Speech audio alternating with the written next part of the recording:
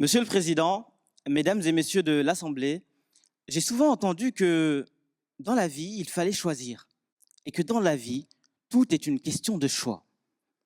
Me concernant, ça voudrait dire que je dois choisir entre le droit et le cinéma, entre le raisonnement juridique et la passion cinématographique. En somme, choisir entre ces fameux codes rouges qui détiennent nos lois et à côté, les caméras qui capturent les plus grandes sagas. Alors, j'ai pris ma main, j'ai fait comme ça. J'ai réfléchi pendant très longtemps, très, très longtemps, je vous assure. Et puis, j'ai fait le choix audacieux, celui de faire dialoguer à la fois le cinéma et le droit, parce que les deux me passionnent.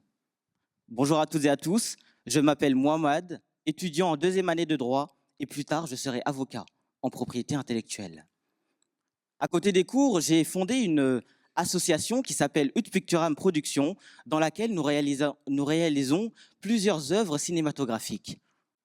Avec les cours de droit, j'apprends toutes les règles juridiques qui régissent notre société.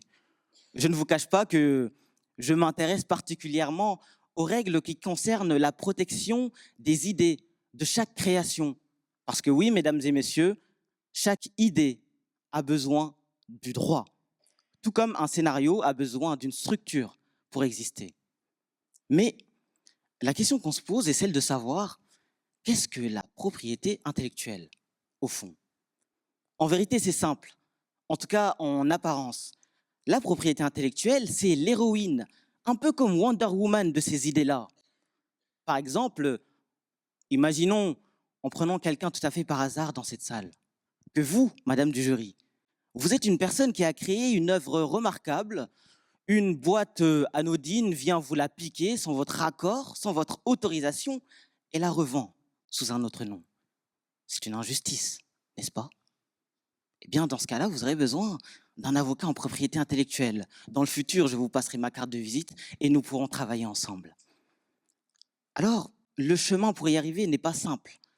Il me faudra d'abord finir ma licence de droit, faire un master 1 en droit des affaires, puis un master 2 en propriété intellectuelle, et puis je pourrais prétendre accéder au CRFPA, c'est-à-dire le Centre régional de formation à la profession d'avocat. Enfin, après l'école d'avocat, je prêterai serment.